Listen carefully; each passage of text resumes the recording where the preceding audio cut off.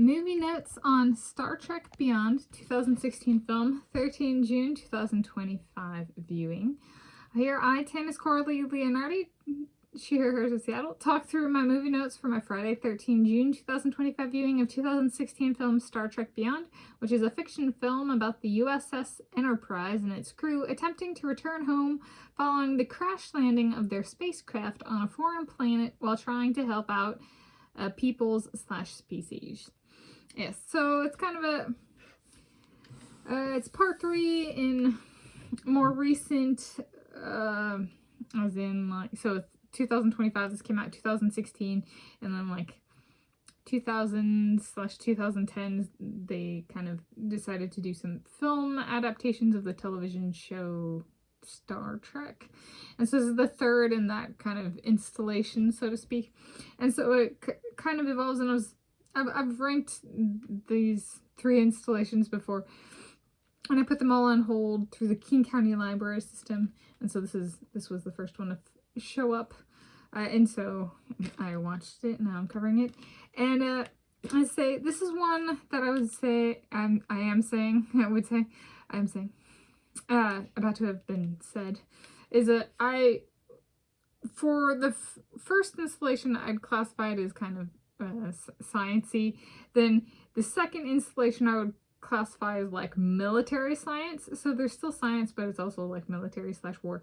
And then this one, it kind of loses the science a bit. Science becomes like the weapon, or underpins the weapon, or a weapon in the movie. However, it does take on a more, there are adversaries that they're fighting. So in that sense, it's more of a military/war. However, the USS Enterprise was supposed to be documenting and exploring and kind of about discovery.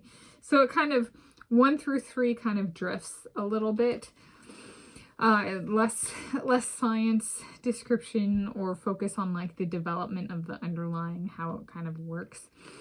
And it's still great. It's more, it highlights the spacecraft versus spacecraft level of combat, as well as down to like hand-to-hand combat. So it covers different scales of fighting, which I thought was good. It is not of the type where they get stranded, like they take a ship out and then the ship doesn't work, or they're on some other place. It's a crash landing, where I just think it's a brilliant. They like they're fighting these little bees of spacecraft, and the little bees of spacecraft just completely cut off. There's like two engines, so to speak, for the spacecraft, and they just completely sever them from the body of the spacecraft. And I just remember seeing that in like every time I've seen it, and I was just going, that is such, like, you can hit warp drive all you want, the engines are gone. I thought that's brilliant.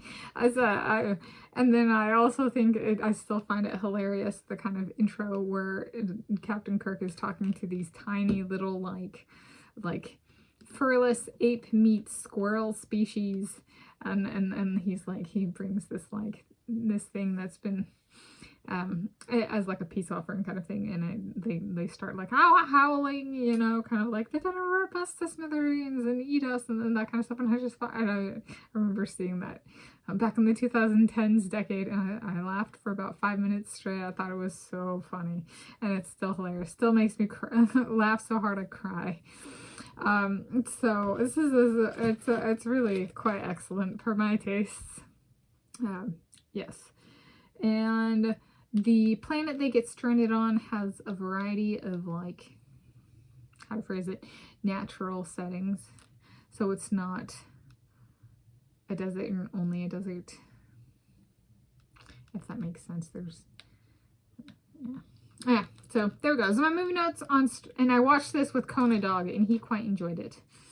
So my movie notes on the big screen downstairs, the big television. So my movie notes on Star Trek Beyond 2016 film, 13 June 2025 viewing.